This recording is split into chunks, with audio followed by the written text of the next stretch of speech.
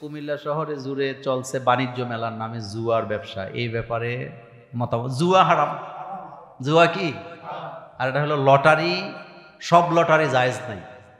যেই লটারিতে লস নাই কিন্তু সবার অধিকার আছে ওইটা জায়েজ। বলেন কি বলছি? যেই লটারিতে লস নাই কিন্তু সবার জন্য উন্মুক্ত অধিকার, এটা কি আছে? জায়েজ আছে। কিন্তু যেই লটারিতে জুলুম, যেটা দিছেন এটা আর পাবেন না, ওইটা জায়েজ নেই।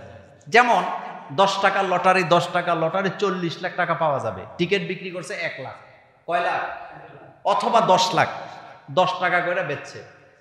একজন পাবে 40 লাখ, একজন কত পাবে?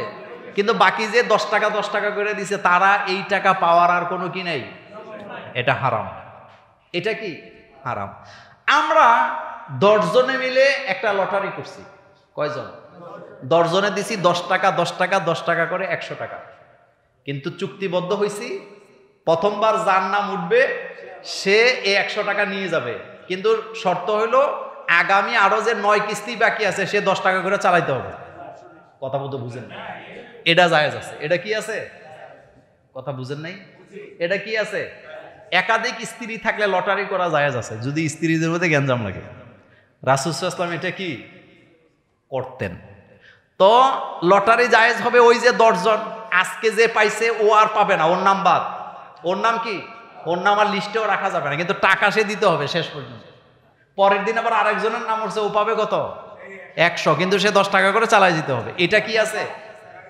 কিন্তু যেটা পাইছি আর ধরছি ওইটা আর ফেরত পাওয়া যাবে না, বা যাওয়ার রাস্তা নাই, এটা হারাম।